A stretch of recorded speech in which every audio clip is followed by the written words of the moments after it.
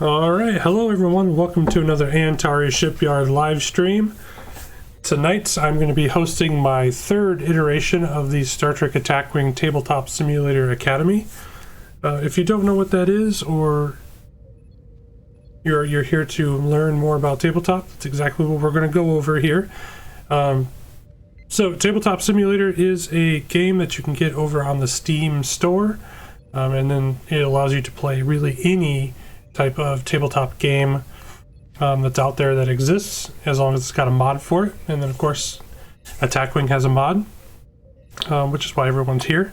So we're going to definitely show you how to find Tabletop Simulator, how to install the mod, and then we're going to go through all of the steps of setting up a game, creating a fleet, and getting everything on the game board, everything exported in, getting all the dials and everything synced together, where you can find missions and tokens and extra stuff that we've put into the mod. And later on at the end of the video we'll talk about where you can find people to play with. So just a little background on myself. I'm Jerry from the Antares Shipyard. You can find me, I'm pretty active in the Star Trek Attack Wing Facebook group on Facebook. I have the Antares Shipyard Facebook page along with the Antares Shipyard YouTube, and obviously the Antares Shipyard Twitch, where you'll find me streaming a lot of Attack Wing content. We used to do the captain's tables on this channel, along with other things, and I'm hoping to get that back and going again, where I can get some of the other players in, and we can just talk about combos and building. Something to look forward to in the future. I've been playing Attack Wing since 2000 and I want to say it was 14 or 15.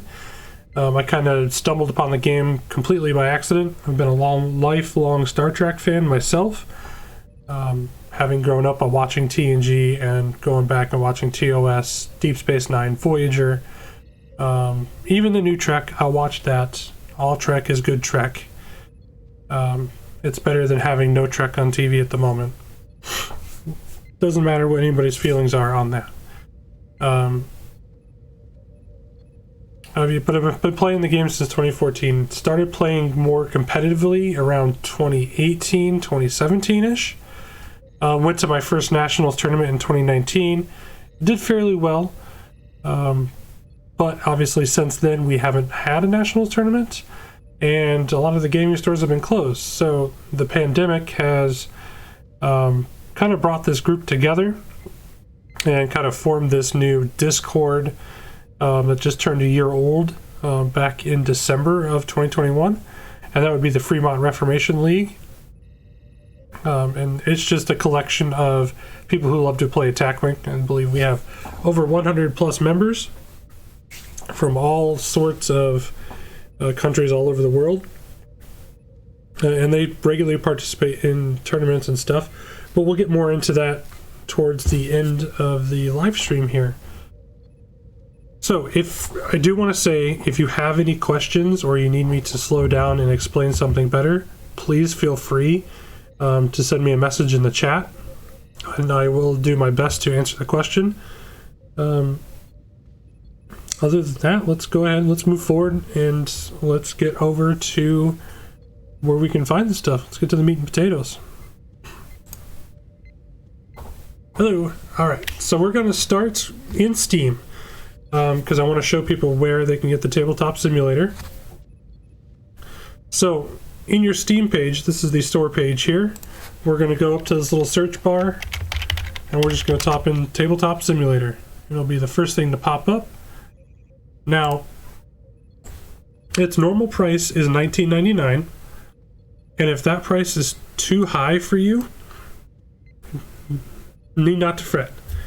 A couple times a year, Tabletop Simulator goes on sale, and they generally mark it 50% off to possibly even more. I think this last sale they had it down to $6 or $7.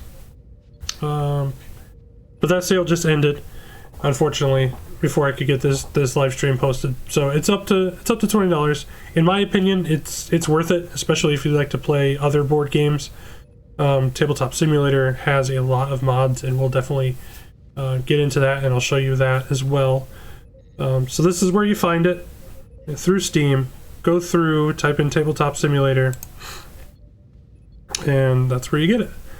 So once you get it and it's in your library here, you can go to Tabletop Simulator, and then you'll want to go to this Workshop tab here.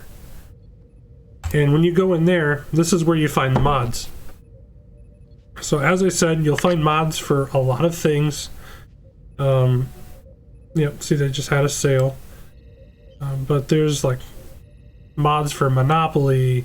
There's some D&D stuff in here, Star Trek Adventure stuff, Attack Wing, X-Wing. Really any kind of board game you can think of, it is here. They've got 22,139 board games in here. So what we need to do to find the Attack Wing mod is right here in this search bar. We're just going to search Star Trek Attack Wing. And that is going to load up a bunch of results here. Now there's only one of these that you need to focus on, and that's going to be this one right here, the Star Trek Attack Wing Setup Automated.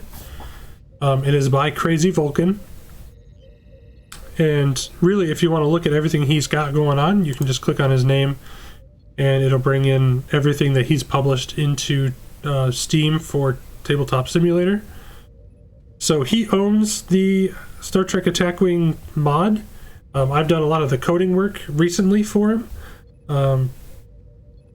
So this is the mod you want. This is the most current and most up to date. It has all of the faction packs up to the new releases.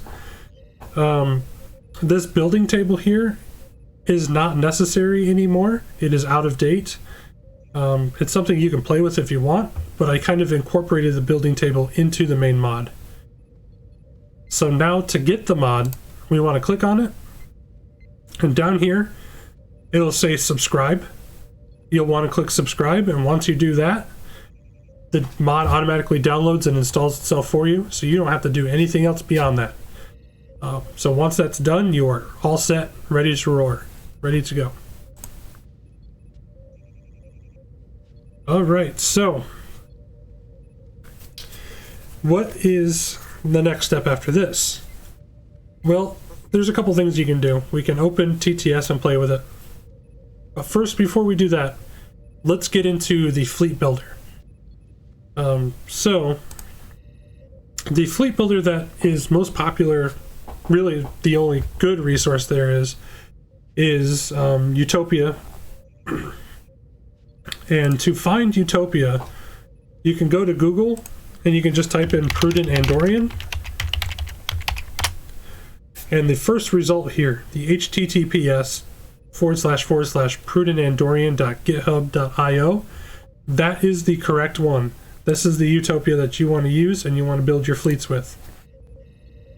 You can even look at what sets are in here. So it's got all of the sets broken down. If you click on it, it'll just pull the cards from each set. So back over in this builder. This builder is a very, very useful tool. I believe we use it extensively over at the Fremont Reformation, especially when we're doing monthly tournaments and stuff, having people build their fleets. They just submit us their link to their Utopia. That way everything can be verified by a TO.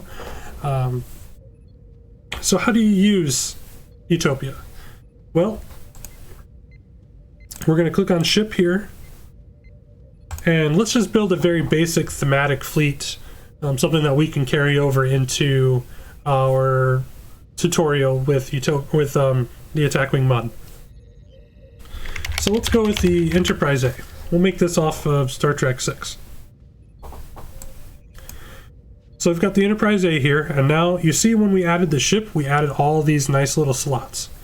So you got Captain, Admiral, Ambassador, Tech, Weapon, Crew. And of course all the slots coordinate with what's on the actual slot bar here. So let's add a captain. Let's just type in James T. Kirk. Okay, so now you can see we've got Mirror Universe Kirk. This is the Kelvin Faction Pack Kirk. I know that this one is, I know they don't have any pictures, but I just know from the text. This is the animated Faction Pack Kirk. Don't know which one that one's from, but this is the Kirk here I'm looking for. So let's put him in there. Now, let's put in a Spock. Mr. Spock, and let's put in a Leonard McCoy. All right. So pretty easy to build a fleet so far. It's literally drag and drop.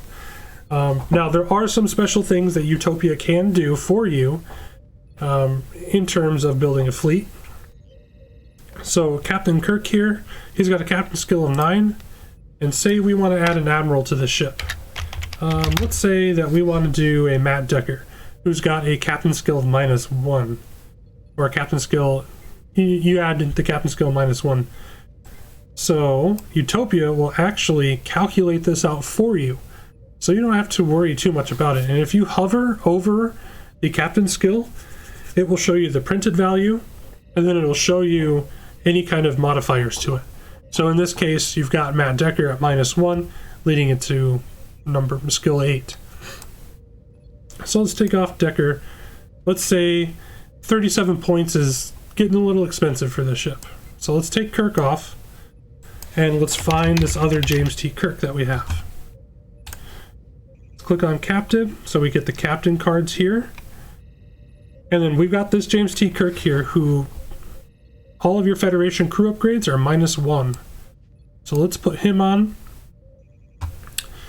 Now we've got Mr. Spock here, and if you want to hover over his point cost, oh, my camera's in the way, there we go.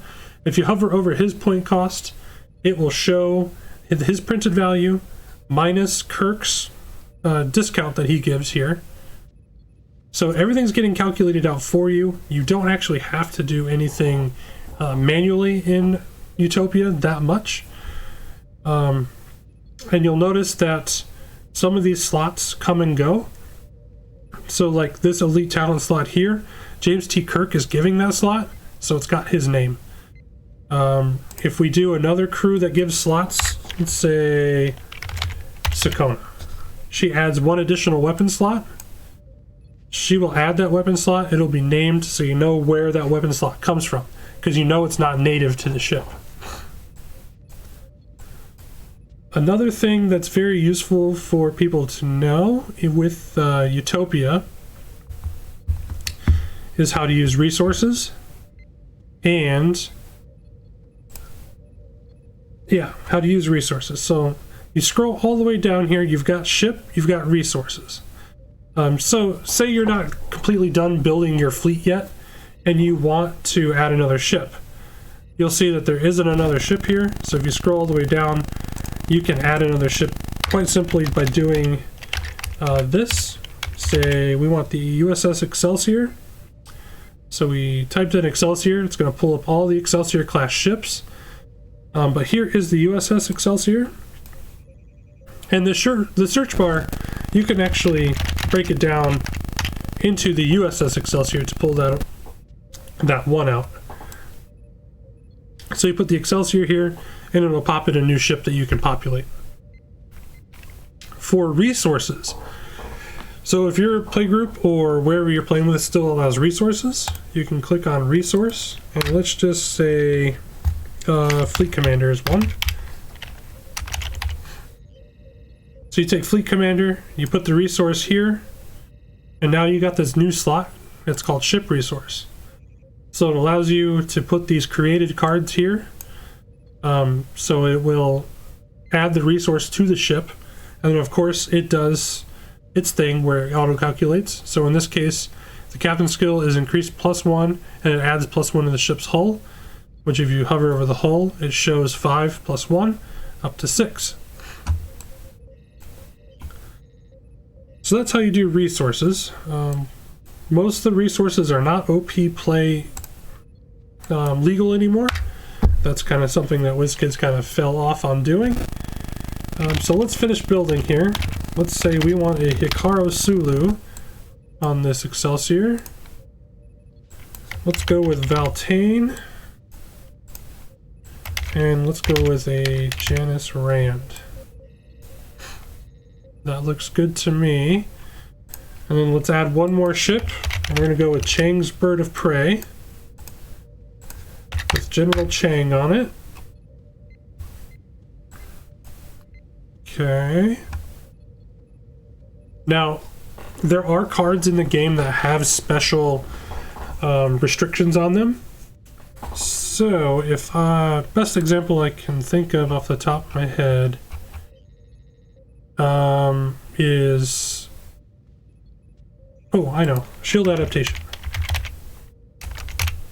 which is a tech. So it has to go on a ship that has a hull of 4 or greater.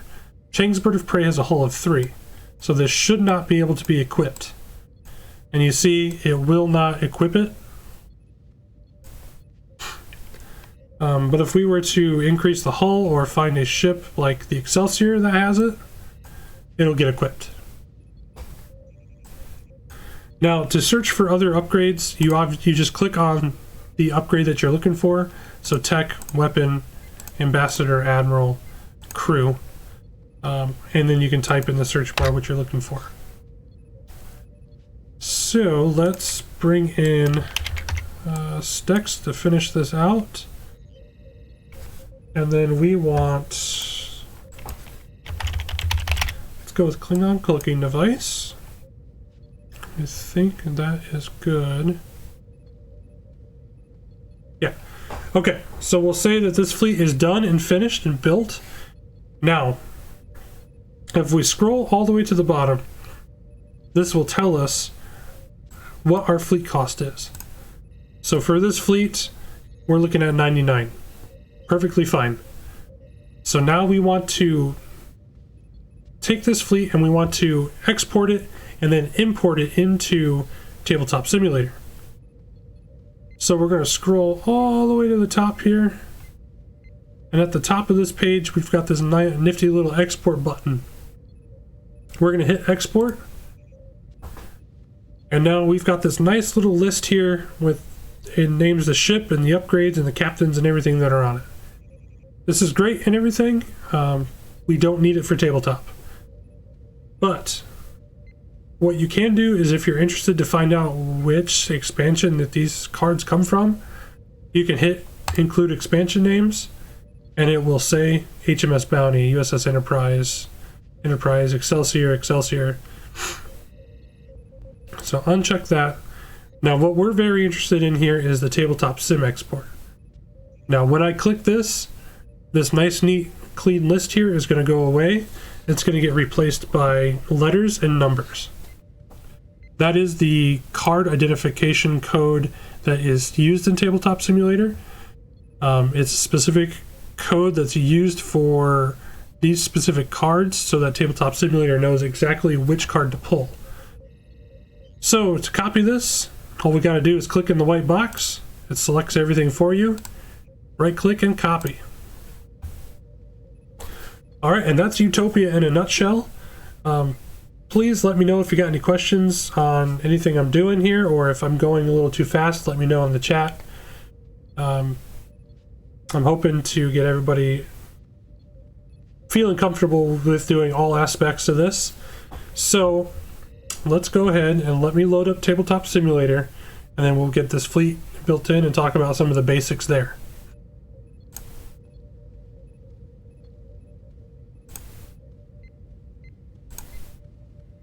Alright, so we've got Tabletop Simulator loaded up.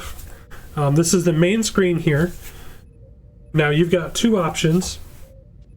You've got Join and you've got Create. Join is if you are going to join a game with a friend who already has a table set up, and I will demonstrate that a little bit later. But right now we are interested in going into Create. So again, when we click the Create button, we're going to have single player and multiplayer and hot seat. The two that we're interested in is single player and multiplayer. So single player is when you're going to play the game with just you at the table, and you're not going to bring anybody else in. Multiplayer is when you're playing against other people, and you can create a server and give them the password so that they can come in, and you guys can play the game of Attack Wing. So for right now, we're just going to create a single player server. It's going to take me to the next screen here. So right here, we've got all of the mods that I have installed. And they get listed in order by what the last mod update was. So if you're just looking for this, you can also hit the workshop button here, and it'll load in every single mod that you have. So we're going to load the Star Trek Attack Wing mod. So we just click on it and we hit load. And I will say that it's going to take a minute or a minute and a half around there to get loaded in. It's just got to load all of the assets that belong to the game with it. But once the assets are loaded, generally the load times and the graphics are not overbearing on your PC or your system.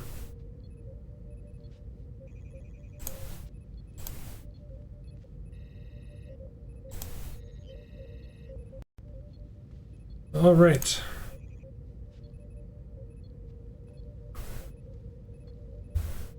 So we are loaded in. Now, I want to talk about this going from left to right.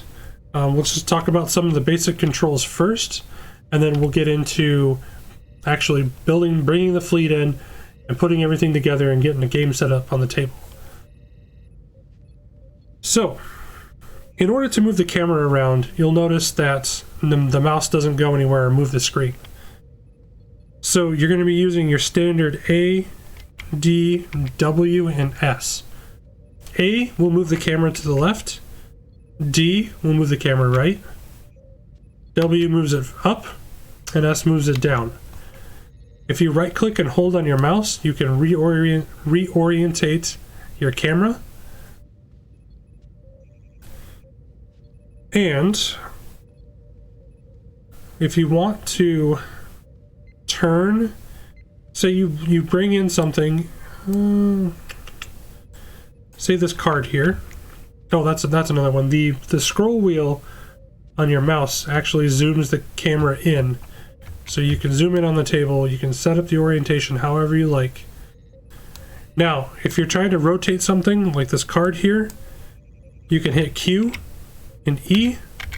It'll rotate it right and left by 15 degrees.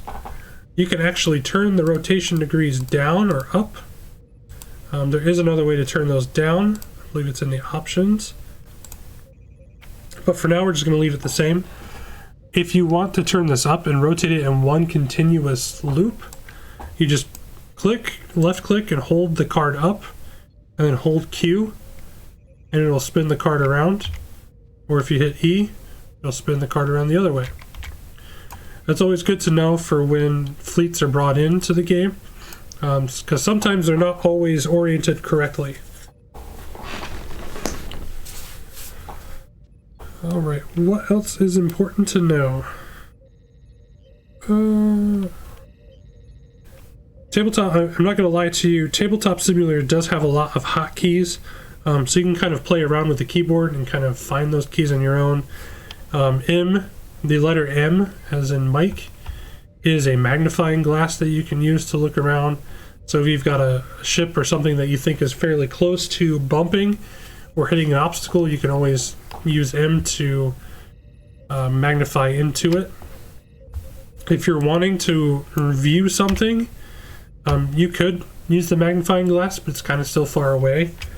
Or you can hit the Alt button on your keyboard, and it'll bring up a more zoomed in view so you can read it. F is used to flip things, so you can flip the cards with F. What else is important on this? The letter Z will zoom into what you're looking at.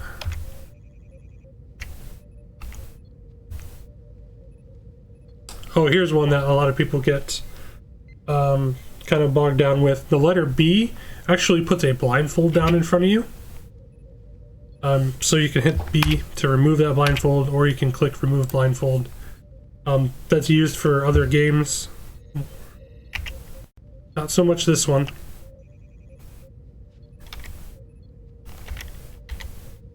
Just looking to see if there are any other hotkeys that are... Oh, no. Yep, you can control the camera. Alright. So, those are some of the basic controls of Tabletop Simulator. It's not hard to get used to learning. Once you get yourself orientated and you get you how to move the camera around, that's generally all you really need. Anytime, if you're playing anybody who's played a good amount of Tabletop Simulator before, they're more than likely willing to help you remember whatever keys you need. I will try and make some kind of helpful guide in the future. I know I have one out there now. I'm not 100% too happy with it, so I kind of want to redo it. But until that time, just play around with it and you can learn the hotkeys that way. There is another way.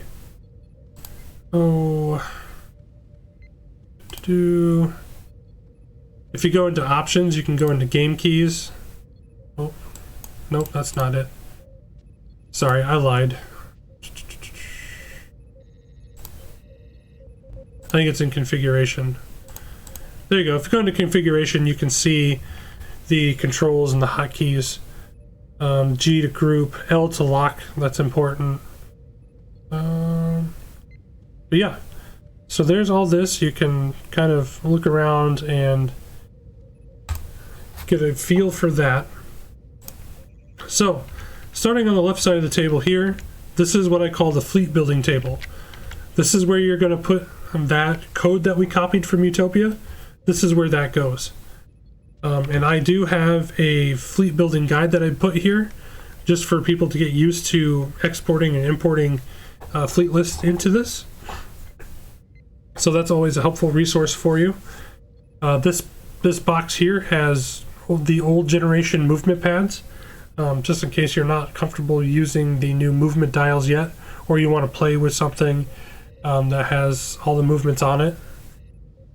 So we're going to get to this here in a second, and I'll show you how to import a fleet in. Moving to the right, you'll see that we have two game tables. Both of these maps are set already, so you can line ships up and line obstacles up if you need to. You've got buttons here to choose maps. So if you hit next map, it'll select a map. This is after you get your ships and stuff squared away and set up already. So we'll just leave it on the standard generic there. You've got a initiative token here, and this initiative token actually tells you who shoots first and who moves first. So that's always helpful in a game, especially when you have tied captain skills. And in order to flip this, you just hit the F button and it'll flip it. And each side has the different thing that you do first. You've got the game timer here that you can set. You just right click, and this is the annoying thing about the game timer in Tabletop, is it goes by seconds. At the Fremont Reformation League, we use 4,500 seconds, which is an hour and 15 minutes. We give a little extra time. Now you've seen the damage decks. They're here. All 33 cards are here. All the accurate damage deck or cards are in the deck. Now you may be wondering about these boxes here. These boxes are your hidden zone. So let me make a copy of this. This is where you're going to plan your movement and your movement dials when you're trying to decide what you want to do. The opponents cannot see inside of this box. The only way for you to see inside of this box is to be this color. So I'm going to go ahead, I'm going to change my color to red. And you'll see that I have this sensor echo dial here. I'm going to make a copy of it, which is fairly easy to do. We just want to hit Control C and then Control V to paste. Another way you can copy is by copying here. I try to tell as many people as possible to avoid the clone button, just because it kind of messes with some of the code that's there. So if you need copies of things, just copy it, and then you can paste it. So we don't need that. And if you need to delete an asset off the board, you can just hover over it or select it. If you hover, you hit delete. Now, you can see that the red box is kind of translucent. That's good because if we put this echo dial in here, we can still kind of see it.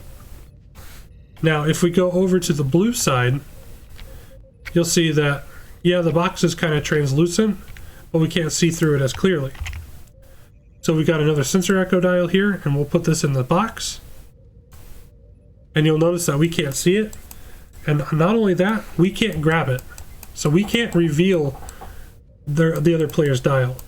I know that there was some talk about how players could cheat and see other players' dials. If there's only really one way that I know how to do that, and that is if the player you're playing against is this black color here. So the game master can see everything on the board. So now you can see that we can see that sensor echo dial sitting in the blue. So if you're ever playing against somebody who is this black color, just know that there's something up. It's very fishy, and kindly ask them to change the color or don't play, because more than likely they're going to be able to see what you're planning. So over here in the center of the board, you'll see that there are a couple of things. We've got the token pad, as it's called.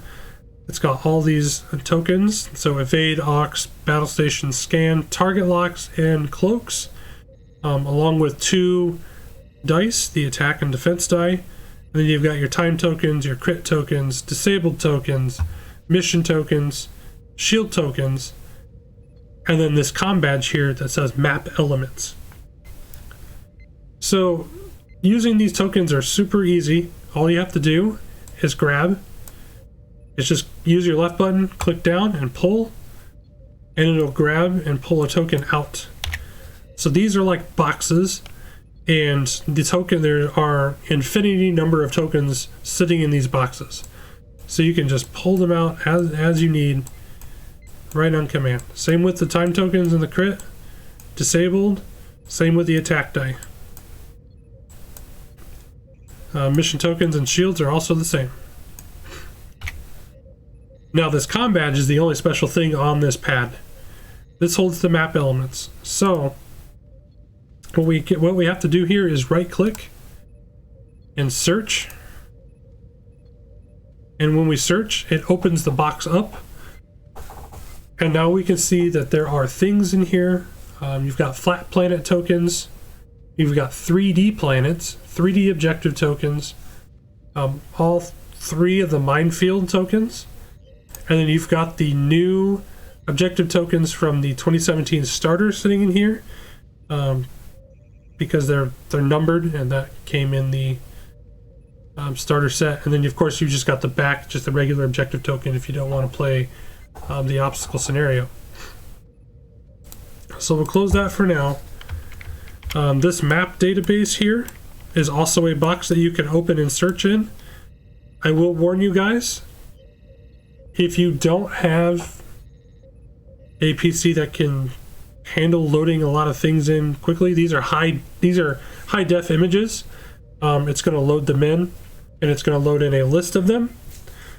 Don't open this. It's there for people who can open it. I'll show you. It'll take a second. It'll take more than a minute for it to load.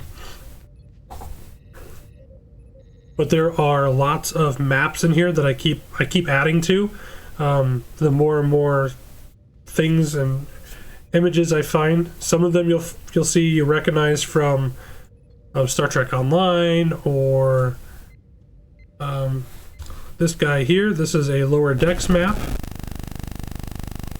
But I tend to add more maps into here. Here's Wolf 359 from Star Trek Online. I add more maps in here just to kind of vary it up.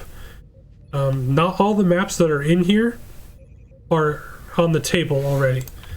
So these maps are programmed in, and all these maps here are not.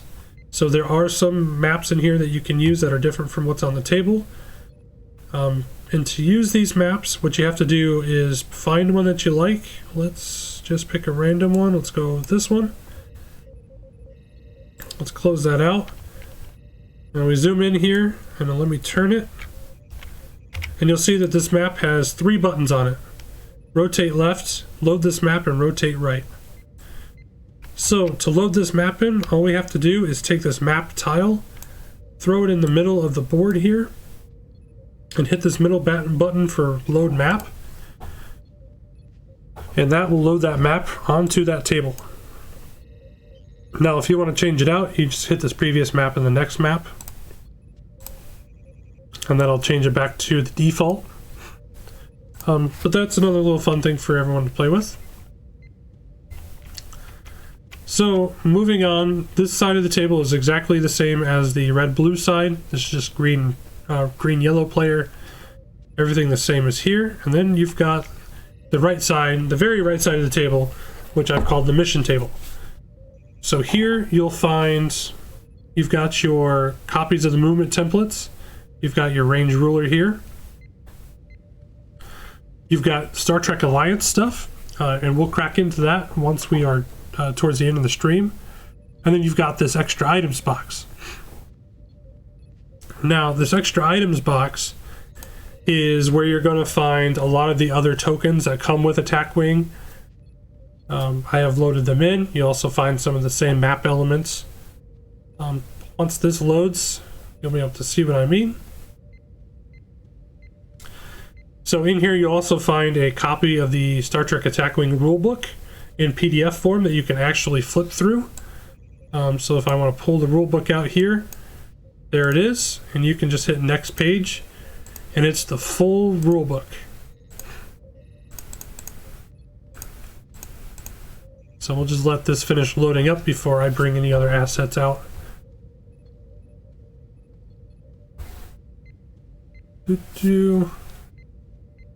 And these assets are all different sizes, so it takes Tabletop Simulator just a second to load everything. Yeah, see, it's dropping my FPS here. Once it's done loading, the stream will come back to normal.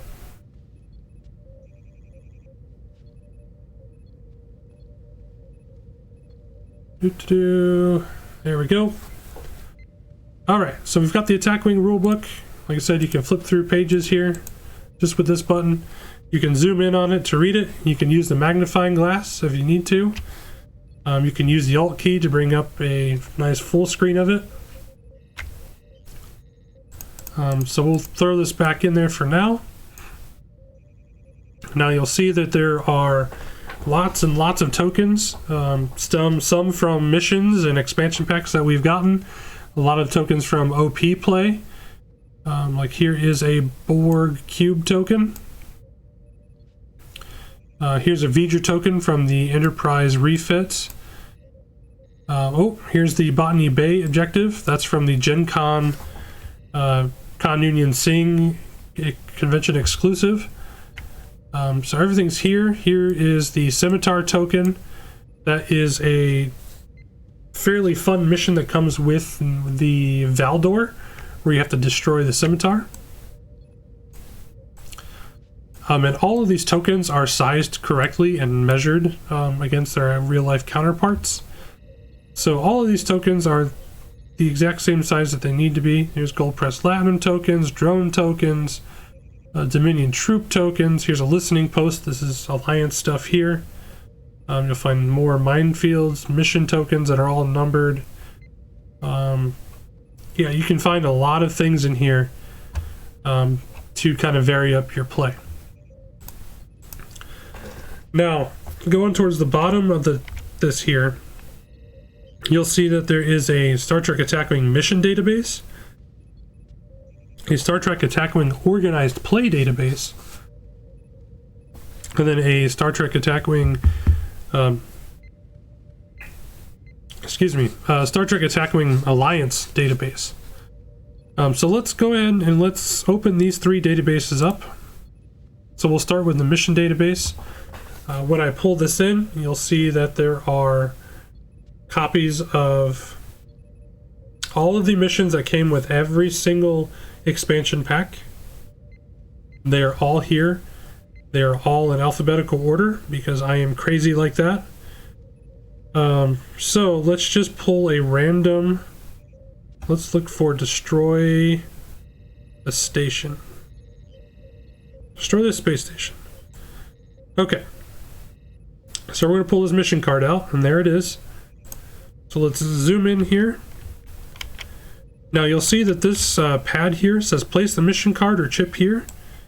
So let's go ahead and place the mission card, and then we're going to right click. Right clicking on things will give you an open menu, and then you can hit this engage button. And what this will do is load in. Okay. It'll load in these tokens and assets that you need to play the game, or to play this specific mission. So this mission says special components, space station token, and 10 mission tokens.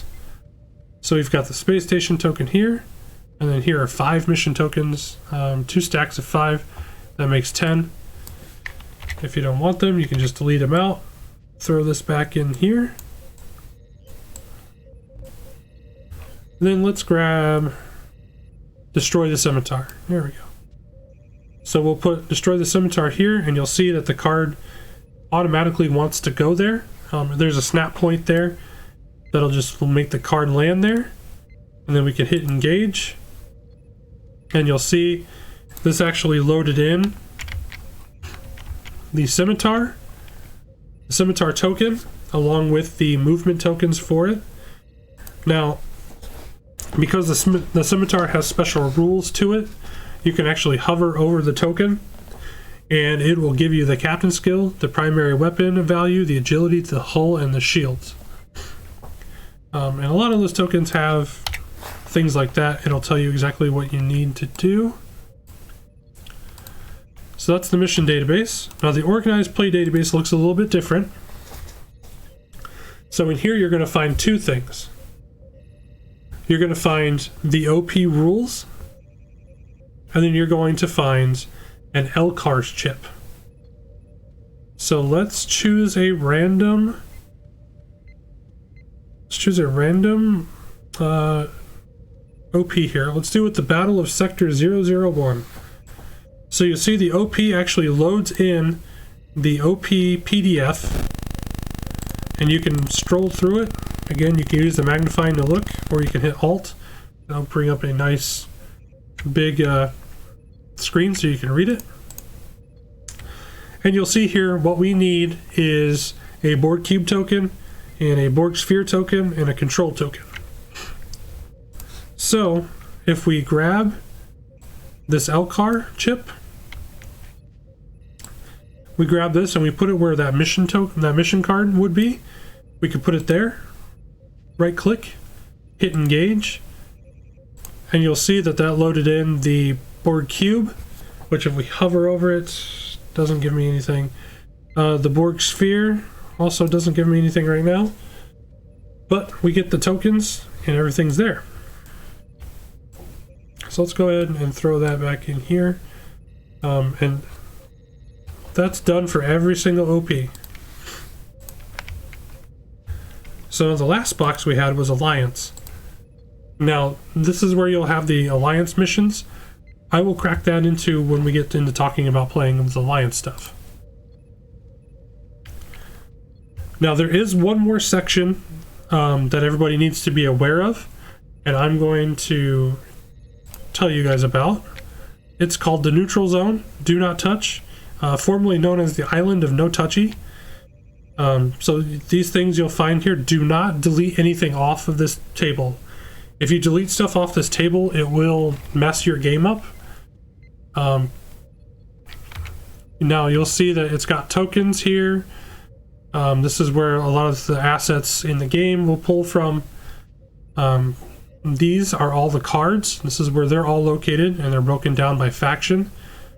This is all the movement dials are here. All the 3D ships are here.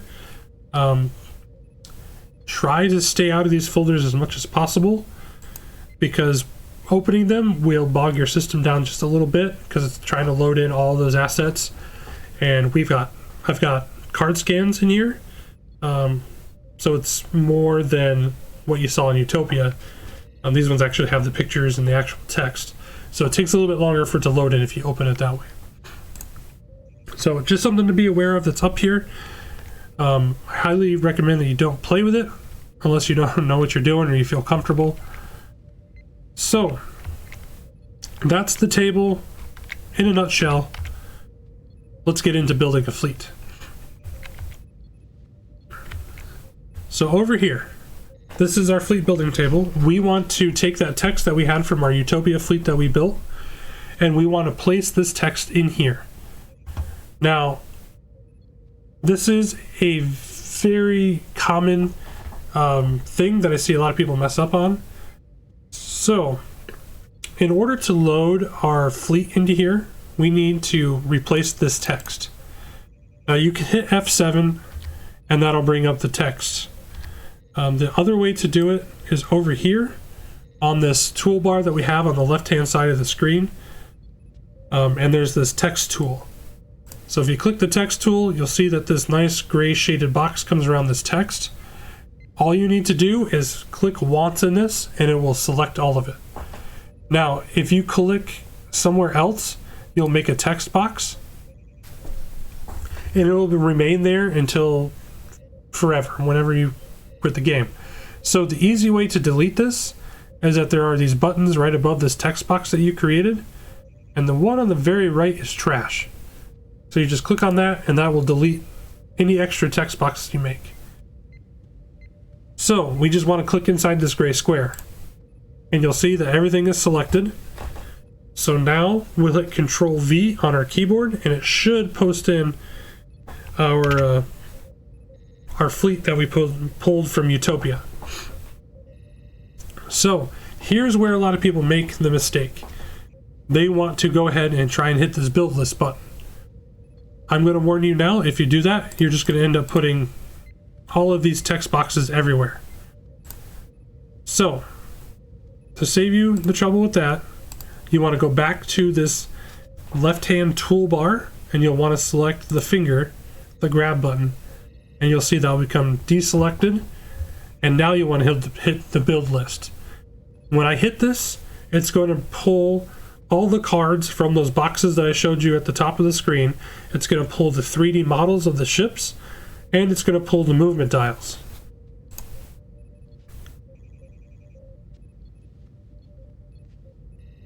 Okay, so let's wait for it to load in to 100%, and you'll see that the dials and the cards will fall once it's loaded.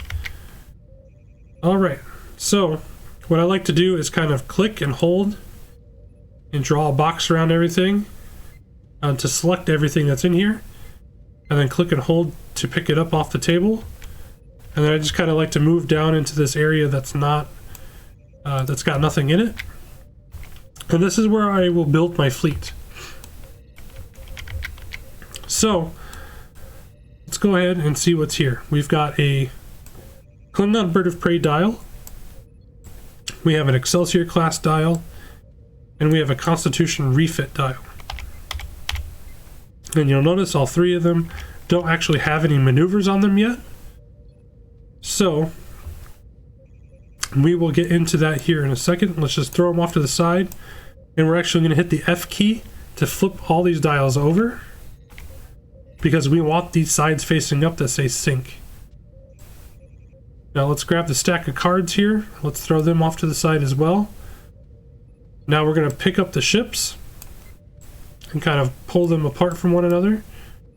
And you'll see that they are 3D models. They are okay. Working on improvements there, but they are great for what we need them to be used for right now. And you'll see that the base plates are the actual base plates from the game. It's got the arcs, the stats, the name, everything.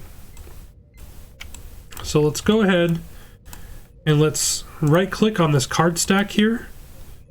And now we can hit search. And when I do this, this will bring up a list of all the cards that are in that card stack. So the way I like to build my fleet is I will have one ship on top of the other. So we started with Enterprise A. Then we had the USS Excelsior. And then Chang's Bird of Prey. So now I got all the cards out there. So we had Captain James T. Kirk on the Enterprise A. We also had Mr. Spock. And we had Leonard McCoy. Now you might be thinking that I'm lining these cards up fairly well. And the trick to lining the cards up is to actually pay attention to the shadow that's casted by the card. So if I grab Hikaru Sulu here and I put him on the table, when I pick this card up by holding the left button, you'll see that there is a black kind of box underneath. That's the card shadow, and that's generally where the card's going to fall. So I kind of like to line it up, and then when I let go, it falls on that spot. Same thing with Dimitri Valtain here. Get him out here. Here's Janice Rand. We'll get Chang lined up here as well. Click on cloaking device out here.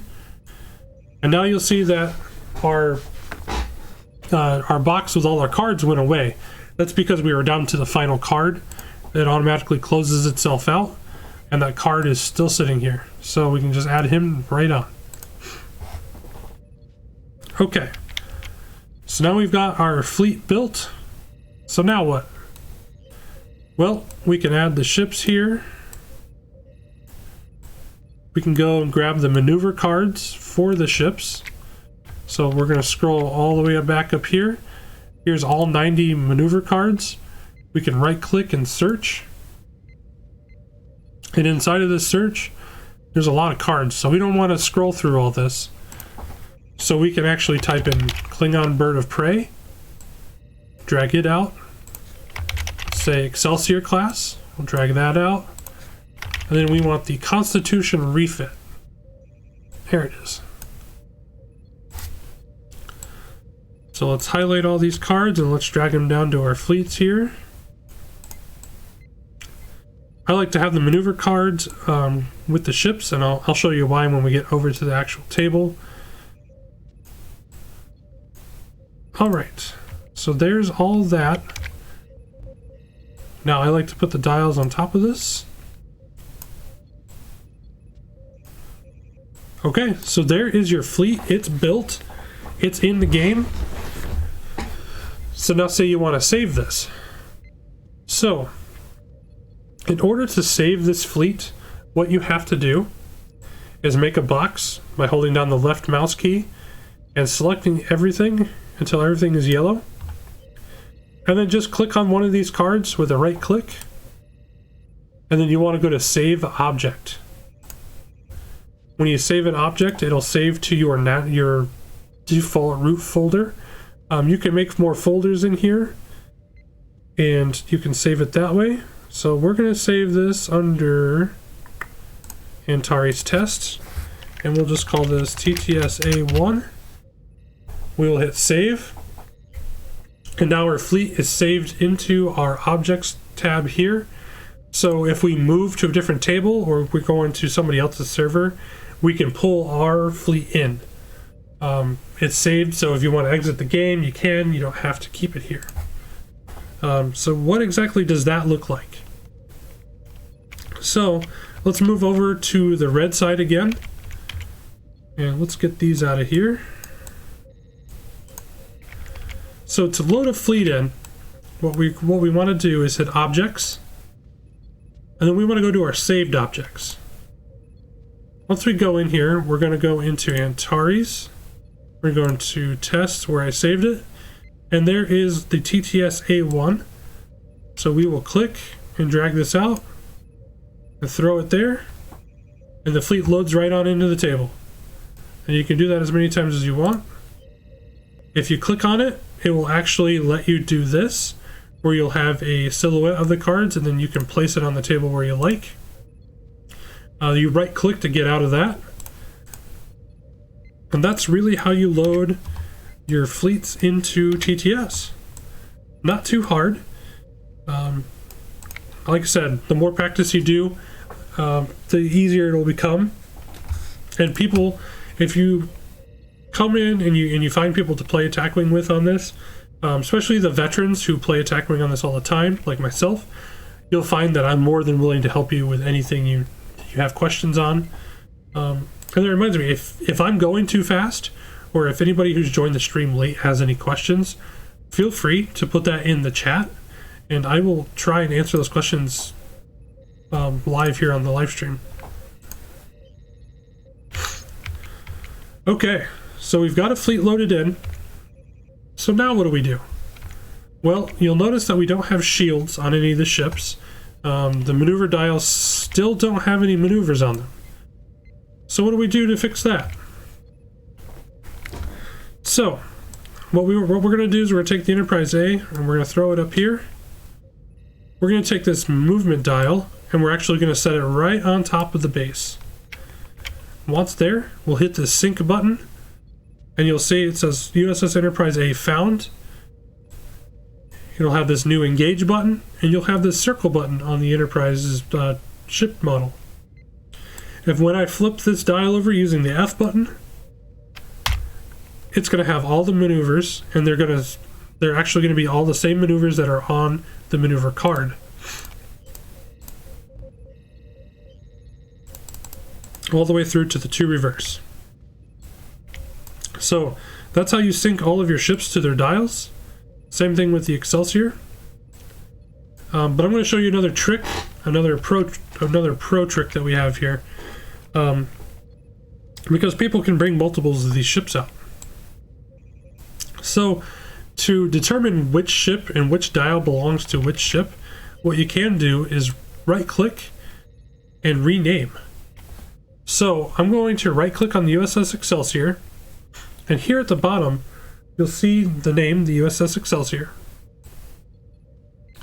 What I like to do, and what a lot of people at the Fremont Reformation like to do, is actually name it with the captain name and the skill. So this is Hikaru Sulu, and he's a skill 6. So we'll just click off of that, and you'll see that this says Hikaru Sulu 6.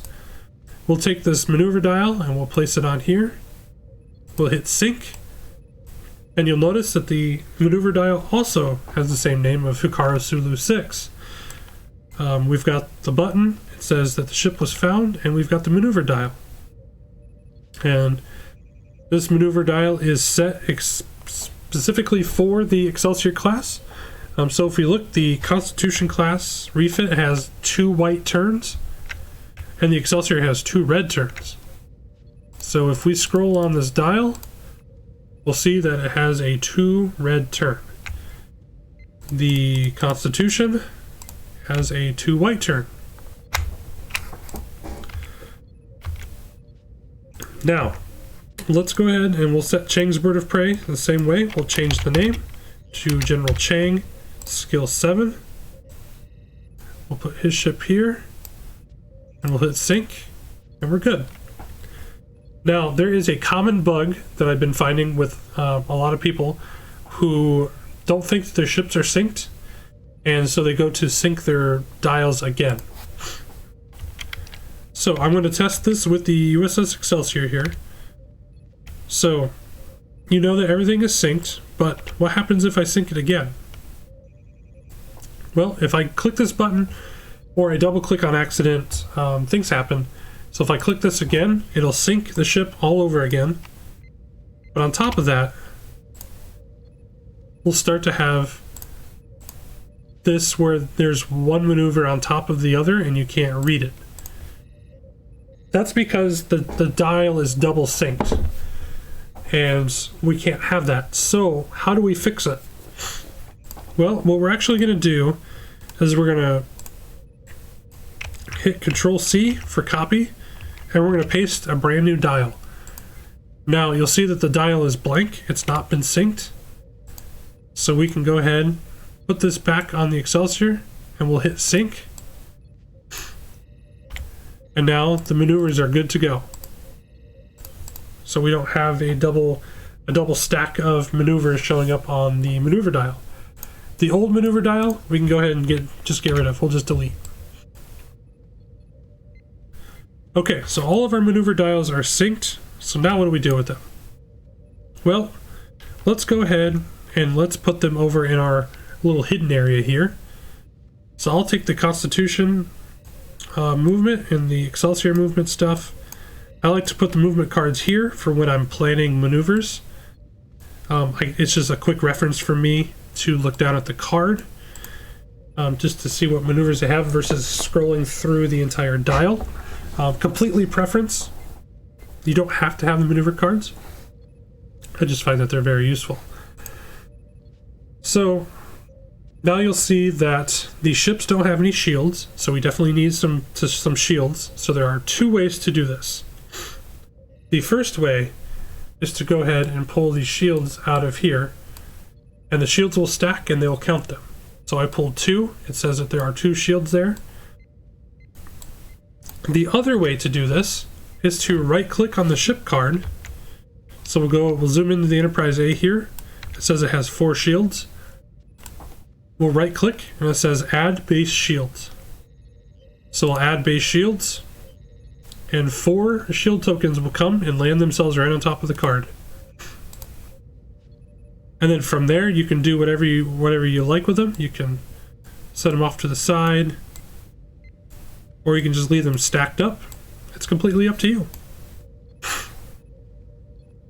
So we'll add all of the shields. Okay. So now what do we do? Well, normally in a game at this point, you're practically ready to go. You can pull out some of these map elements if you'd like. Whatever you need to. Roll for initiative with the other player. But for now, I'm just going to set Chang here. We'll set Sulu there. And the Enterprise A here. Alright. Now, let's go ahead. Let's grab one of each die just in case we need it. And let's go ahead and choose a map. Choose one that's good for the stream.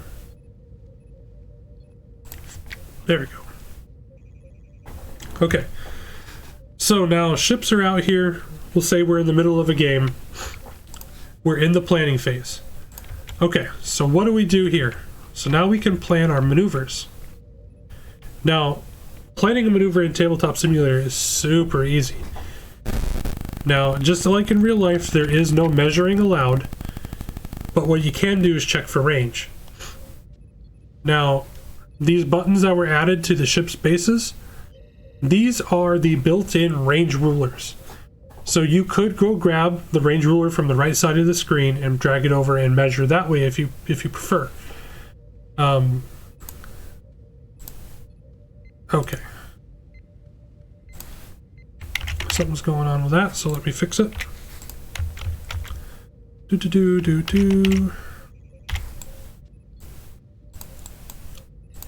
There we go. A little bug pops up every now and again. So this is the built-in range ruler. You can see the red circle is range 1, range 2, range 3. Completely based off of the range ruler, and the range ruler will fit inside of these ranges.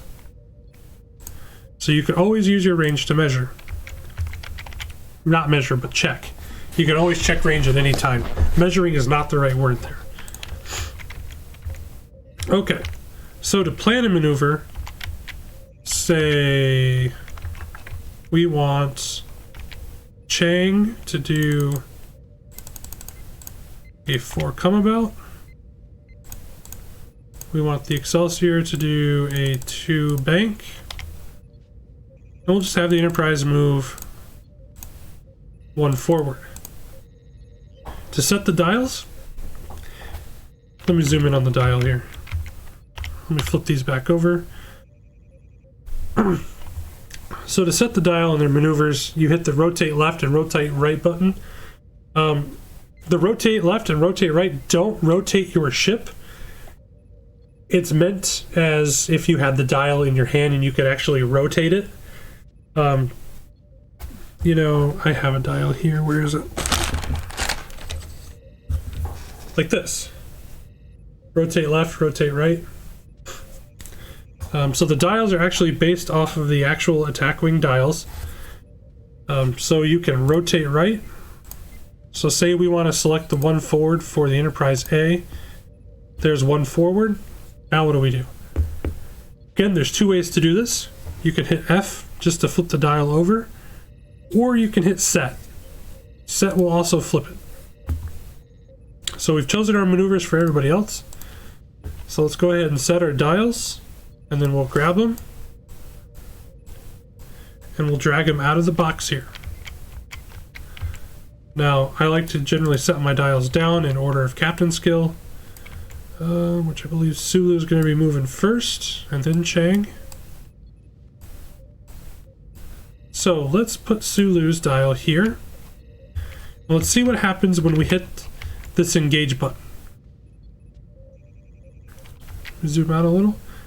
We will hit engage, and the ship moves itself. Now say that's not what you want to do, or you need to fix something, you hit something, and you have to bring your ship back. There is an undo button here at the bottom of the dial, right there. When you hit undo, it will bring the ship back to its original position. Now say you have a card like Chemosite or Helmsman or something that affects maneuvers, and you don't have that maneuver on your dial. What can you do? So you can set your maneuver dial, and then when it's time for you to reveal, be like, I'm using Chemosite and I'm going to reveal the Excelsior up to a 4 bank. You can right click on the dial, and that will have all of the maneuvers that the Excelsior can do with the cards that are in the game that are not included on the dial.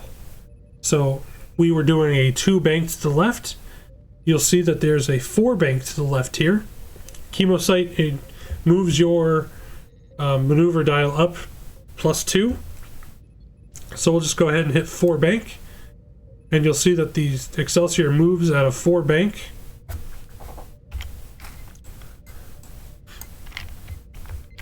Alright, so let's go ahead and let's get everybody else moved. Well, actually, okay. So the Excelsior moved, so now actually it's time for actions. So let's say that the Excelsior wants to do a scan action. So what you can do is you can do this, again, 2 ways to do this. You can zoom all the way out, you can grab a scan token and place it next to the Excelsior.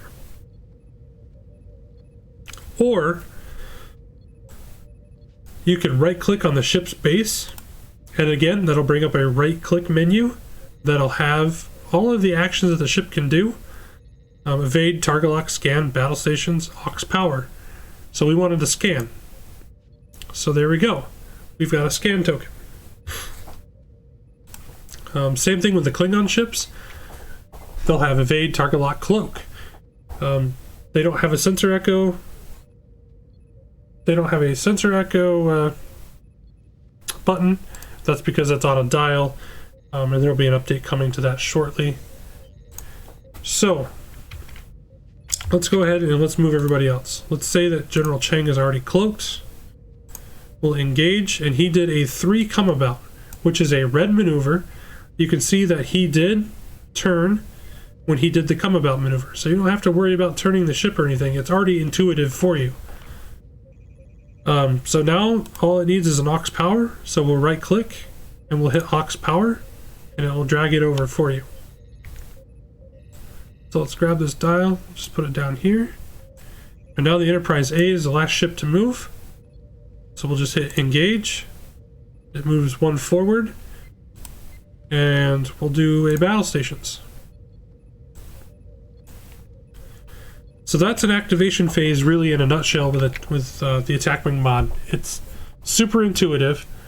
There are some other things that I'm going to show you now that you can do. I don't know if any of these cards will allow me to do it. We'll find out.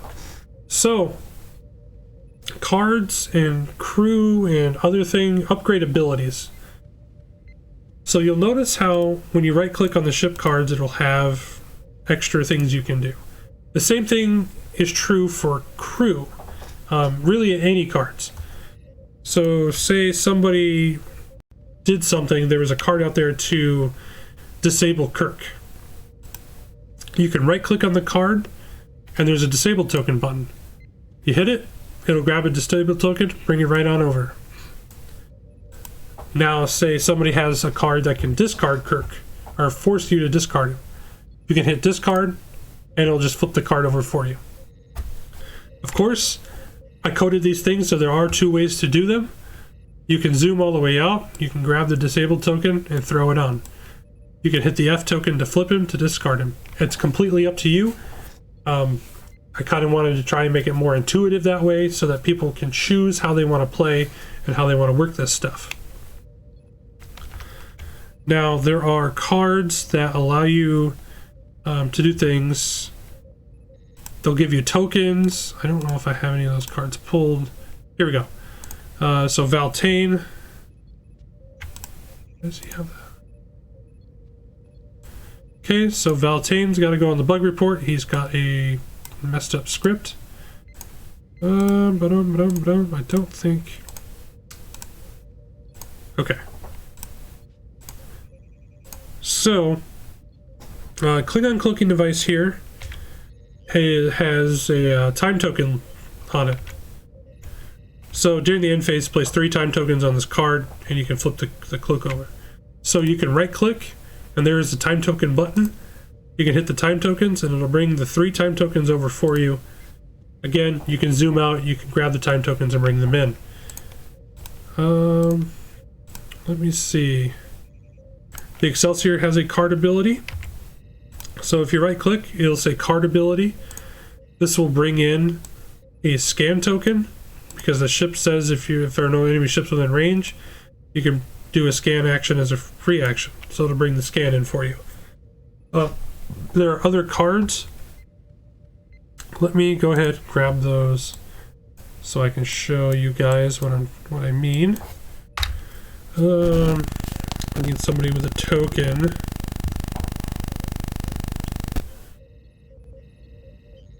Who's got a token?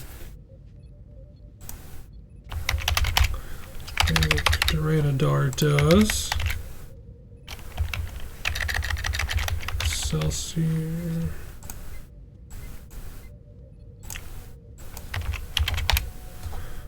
Duranadar. Let's say car. I already showed off the tech. Okay. So I'm going to load in a couple extra cards here just to show you guys that I went through every single card that's in the game and I added code to it. So it's either going to disable discard, or if it's got a card ability, it will do the card ability. So let's grab these 2 cards here. And I'll just put them out on the table to show you guys.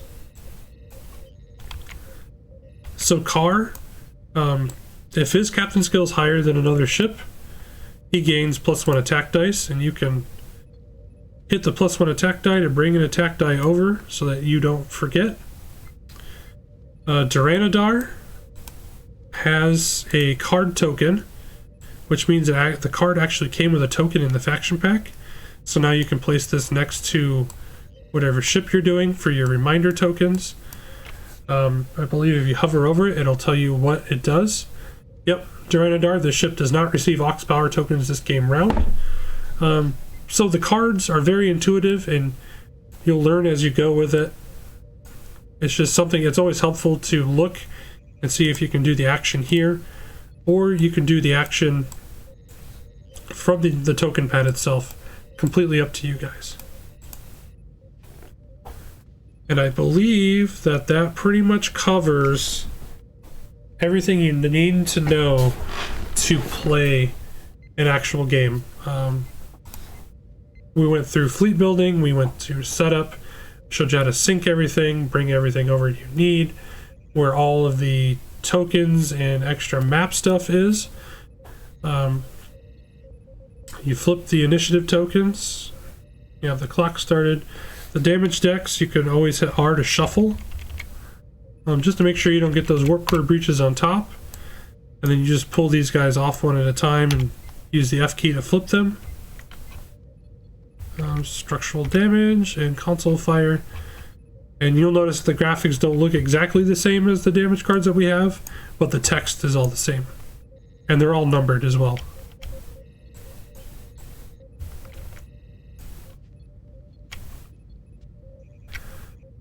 Alright, so that's pretty much the meat and potatoes of the Attack Wing mod. Now, for some of those who want to play Alliance on this, there's good news. We've got all of the Alliance assets here. So, in this Star Trek Alliance box, let's go ahead and let's open it up. You'll find that there is the rulebook, and you can flip through it. And you'll find that there's the mission book.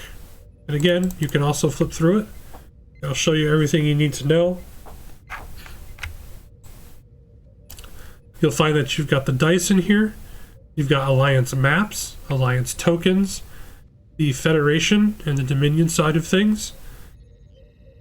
So if I were to pull the Federation bag out, what's going to be in this Federation bag is going to be all of the ship models that you can use with Alliance, all of the ship cards, and all of the Alliance upgrades. The captain card is here as well. All of the ships and all the dials are here. And then the same goes with the Dominion. Now, the Dominion have special things. So you'll have the AI card here, so you can use the AI logic. They also have this very important pad for them. This is how you control their movement. So let me grab a bug. And these are actually named. So you've got Attack Ship A, Attack Ship B, Attack Ship C, and then you've got an Elite. And here are all of the Jem'Hadar Attack Ship cards, and they are all double-sided. So you've got the normal card, and then you've got the Elite. So let me grab the bug, and you'll notice that they don't have any movement dials. That's because this pad is going to act as their movement dial. They've got all their arcs on there. So now if we put this bug on top of this, and we hit sync, we're going to get that button. And when we turn the range button on, we'll actually get all of the arcs. So we've got all of the arcs so we can tell where things are and how to use the AI card. And of course, if you are running more than one, you just copy the asset and paste, and you can sync them all up. And of course, change the names. That way you don't get them confused. So you can call this bug 1 and then resync it to this pad. And the pad will be called bug 1. So that is all of the Alliance assets for Dominion. Now for the maps. Let's grab the maps, grab the tokens out. So the maps look like this. This is the Alliance setup grid. So they all come in these grid nice map tiles, and you just you put the map tile in the middle of the board like we discussed earlier. You hit the middle button to set them up. So there's the Alliance grid, so you know where to kind of set things up, like asteroids, other objective tokens, mission tokens. To clear this map out, you just hit previous map and then next map. And then you've got your mission maps. So if we load up mission map number 1, you'll see that we've got where the Jem'Hadar ships come out. So point 1, point 2, point 3, point 4, point 5, point 6, and so on and so forth. And it's the same for all these other mission maps. Now, if you want to set the table yourself, here are all the tokens. Mission tokens numbered 1 through, I believe they came in 12. You've got the weapon platforms. Here's the Turlesque. You've got the runabout token and the planet token, which is double-sided. So you can hit F to flip it. Here's the listening post. You've got the asteroids. The cool thing about the runabout and the Turlesque is we don't have a runabout model in the game yet, but you can take this and you can grab one of these movement templates. You can actually slot this based on the shadow, the drop shadow here. You can slot this right into the runabout's maneuver and drag it and put it back. So when I added these assets in, I made sure that the notches were taken out of it so people could do that. So the runabout tokens really are fully functional. You can use them to move around. So that is all of the Alliance assets and that come in the Alliance box. Now if we go down to the mission section here, and we want to go into the Alliance mission pad, we can load this up. And we can load up, let's say Act 2 listening posts.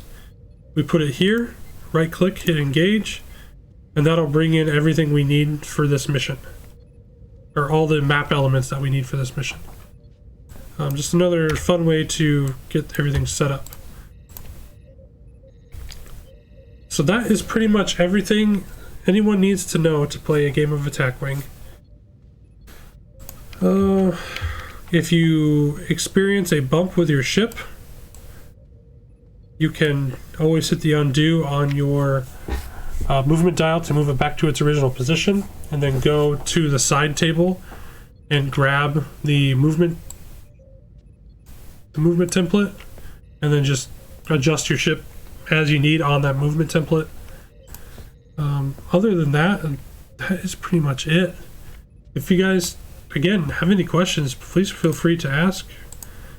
I will be more than happy to answer. So I do want to take this time here at the end of the stream to kind of talk about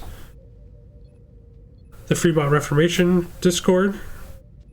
It's a collection of 100 plus players from all over the world. We play regular Attack Wing tournaments, and we've got different build rules, and we welcome players of all skill levels. You don't have to be an elite Attack Wing player. You don't have to be a Dahar master to play. Any skill level is welcome. Our players are not uber competitive, so if you're learning, you can join and you can say, hey, I'm still learning the game. I may make mistakes. You'll find that a lot of our players are very forgiving. And if you make a mistake, a lot of times they'll let you correct it, because at the end of the day, we all want to play a game, and we want to play this game. So I hope that some of you guys found this academy useful in learning how to play. It's gotten you interested in coming to the Fremont Reformation Discord. You can find the link it's in the post that I put in Facebook. There is an invitation link there. There's also one in the post that Jeff Sonis had put up. But I highly encourage you guys to come, play, learn the game with us, and we'll help you.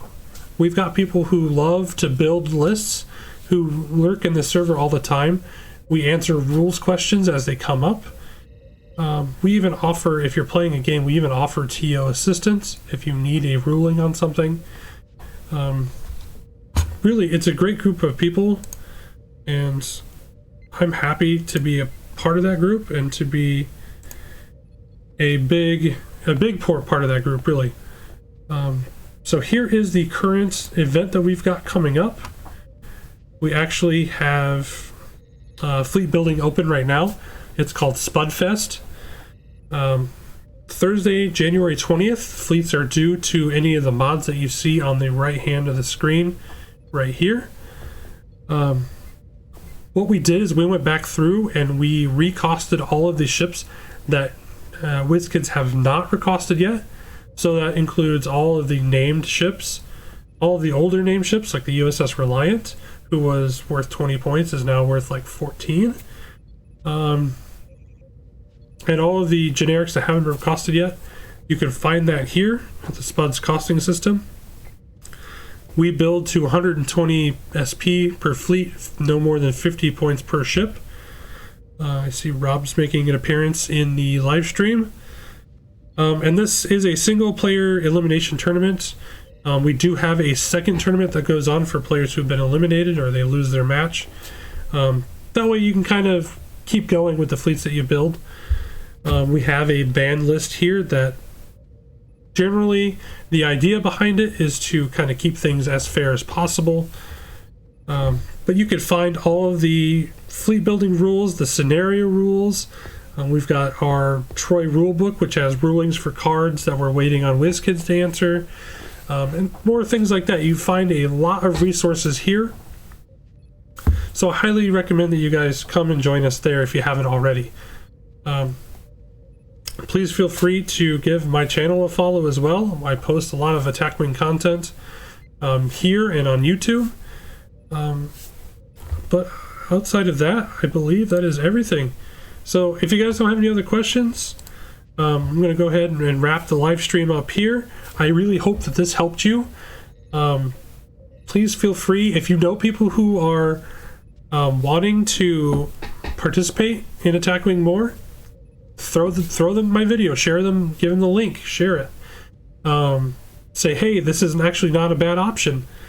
You know, I've seen in the Facebook group a lot, I posted that today, where a lot of people are looking for people to play or looking for packs and old cards that are out of stock and you got to pay $1 million on eBay to get to them. You know, Attack Wing, the Attack Wing mod in TTS, you pay $20, which is a fraction of the cost of a faction pack, or you get it when it's on sale, and you have access to every card in the game. That's all the resources, that's all of the special cards, the convention exclusive cards that are out there. They're all at your fingertips. And on top of that, you can take as many copies of them as you want. Ferengi photon torpedoes, no problem. You can load every ship you own with Ferengi photon torpedoes. That's just one of the hidden benefits of Tabletop Simulator in a whole. On top of that, the other thing I hear is people don't have a play group to play anymore. You know, COVID has taken its toll. The pandemic has done its thing. I know my local play group here in Michigan kind of fell apart. We had a player base of about 6 players. COVID hit and people kind of just floundered from there. You know, moved on with their lives. It's fine. I know there's one guy that plays in the Fremont Reformation with us. Older gentleman, Mr. Ward. He's a good friend of mine, somebody I look up to. But he learned to play on tabletop. I helped him. So I'm hoping to help you guys as well. So again, if you have any questions, please feel free to reach out. And I will be more than happy to help you. Anyways, thank you all for tuning in to watch. Like I said, share the video if you know somebody who's also interested in playing. And then you can check out all the other stuff I've got going on, along with the joining the Fremont. Have a good night, everyone.